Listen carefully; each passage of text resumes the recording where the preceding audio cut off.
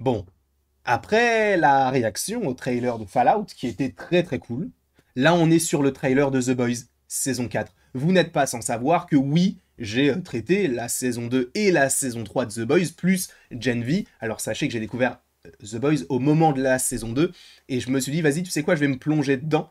Et boum, j'ai adoré, je me suis dit, comment est-ce que j'ai pu passer un an sans cette série? Et après, bah, j'ai enchaîné, et par ailleurs, je crois que vous avez les critiques de la saison 2, même avec l'ancien décor qui était là-bas. Bref, c'était tout simplement génial. La saison 3, à mon sens, était incroyable. Notamment l'épisode dans lequel on est dans le manoir, c'est très étrange. J'avais bien aimé le personnage de... Bon, même si ça reste un fils de Yinche, hein, le Soldier Boy, j'adore Homelander.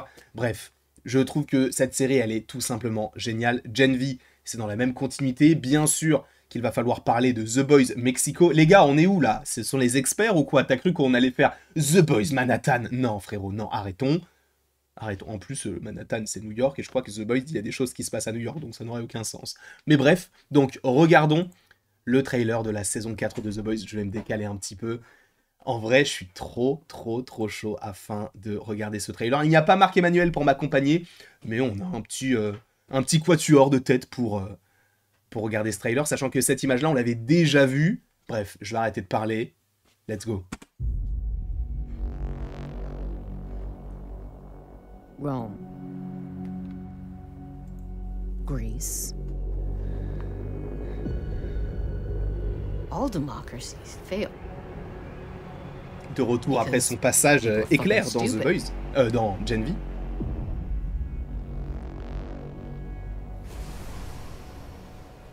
But if you crush the masses, who builds your monuments? Who tongues your taint? Arrête avec ce poule. The people will tear it apart themselves. Ok, d'accord, il y a deux clans. You just gotta nudge them a little. Then you get to swoop in, be the one saving it. Like Caesar. Like Caesar. En plus, il y a Jeffrey Dean Morgan dans cette saison, avec son fils. Ah bah voilà.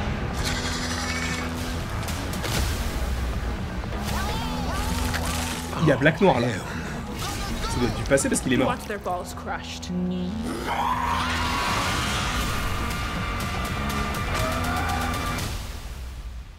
Your team. What's your code name again? The Boys. Oof. Who came up with that shit?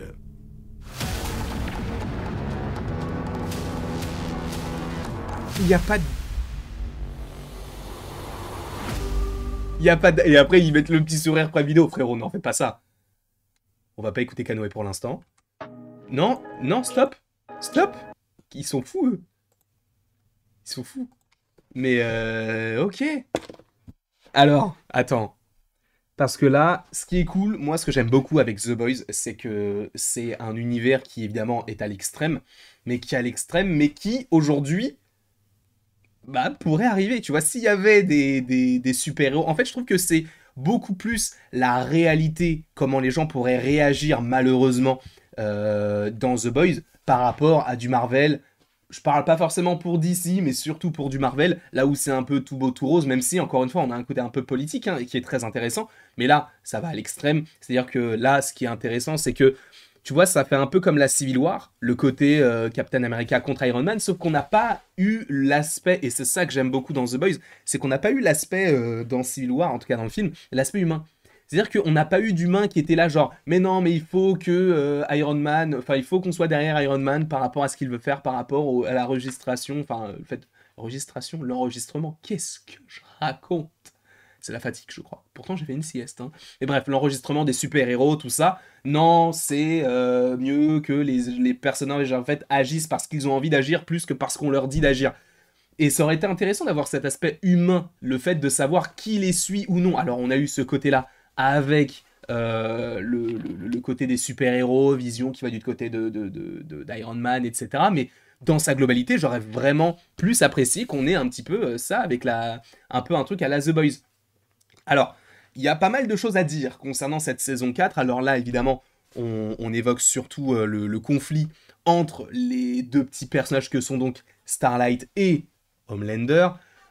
Bon, moi personnellement, je suis du côté de Starlight, hein, bien sûr. Mais Homelander, en fait, j'aime beaucoup son personnage parce que j'adore l'écriture qu'il a et en fait, ce que ça dénonce, mais également l'acteur Anthony Starr, il est incroyable, les gars. Anthony Starr, il est incroyable. Alors là, pour le coup, on a vu qu'une seule fois Yui. Alors du coup, on l'a vraiment pas beaucoup vu. C'est un peu dommage. J'aurais aimé le voir plus. Ce qui est cool, c'est qu'on découvre Jeffrey Dean Morgan et il a l'air d'être du côté de Butcher. Donc ça, c'est assez intéressant. Est-ce que c'est un mec qui travaille pour la CIA? Je n'en sais strictement rien parce que j'ai pas forcément voulu me renseigner dessus parce que j'ai peur des spoils. Donc j'ai vraiment envie de découvrir cette série voilà, comme elle arrive. Sachant que, encore une fois, ouais, il n'y a pas de... Il n'y a pas de date de trail. Enfin, il y a juste écrit 2024, on n'a pas de date précise. Je vais juste vite fait aller sur Twitter, peut-être qu'il la dévoile, mais je crois pas. Là, on a la mascotte de l'Euro 2024, c'est un ours, je m'en fous. Non, on n'a pas de... On n'en a pas. Par contre, on a des images de Godzilla et Kong de New Empire, ça je vais en parler. Mais voilà, on a évidemment un aperçu. Mais il y a juste écrit 2024, ça arrive en 2024. Je suppose que ça sera peut-être un peu plus pour la rentrée 2024, donc d'ici août, septembre, quoique ça peut arriver plus tôt, mais étant donné que Fallout, ils l'ont déjà annoncé pour avril, je les vois pas sortir déjà un programme en même temps que Fallout, et en plus avant Fallout, alors qu'il n'y a même pas de date. Donc je pense que ça sortira peut-être, ouais, d'ici l'été ou la rentrée 2024, donc on a le temps, bien sûr, mais en tout cas, moi, c'est une série que j'adore. J'ai pas encore de Funko Pop de cet univers-là, mais j'aimerais bien en avoir une. J'aimerais bien avoir Soldier Boy, Starlight, pourquoi pas, même si, en vrai, je la trouve un peu sous-exploitée, notamment par rapport à son pouvoir. Les seuls trucs intéressants qu'elle peut faire, enfin, à chaque fois qu'elle dit, genre, je vais m'énerver, ses yeux, ils s'illuminent, mais elle fait pas grand-chose, donc j'aurais vraiment aimé avoir plus de choses en lien avec ce personnage-là. Par contre, on revoit Black Noir, et ça, c'est bizarre. Alors, est-ce que c'est un flashback? En vrai, je suppose, parce qu'il faut rappeler que Black Noir, il est mort. Alors, est-ce qu'il a été ressuscité? Je ne sais pas. Il y avait un épisode très intéressant, d'ailleurs, où on évoquait un peu le côté où il parlait avec tel ou tel ou tel personnage animé. Et ça, c'était cool, parce qu'on se mêlait avec différents types de... comment peut-on dire ça? De... merde, j'ai pas le mot. D'animation, enfin, en tout cas, de manière de filmer. Ça avait été le cas notamment dans Gen V, avec l'épisode où on a les marionnettes. Et sachez, d'ailleurs, que normalement, ça a été confirmé, dans la saison 4 de The Boys, a priori, on aurait la suite en fait de Gen V. Alors je ne pense pas qu'il faudra voir Gen V pour regarder The Boys saison 4, mais je pense que ça peut être utile parce qu'a priori la forêt, donc ce qu'on a du côté de Gen V avec l'école et tout, serait au centre de l'intrigue.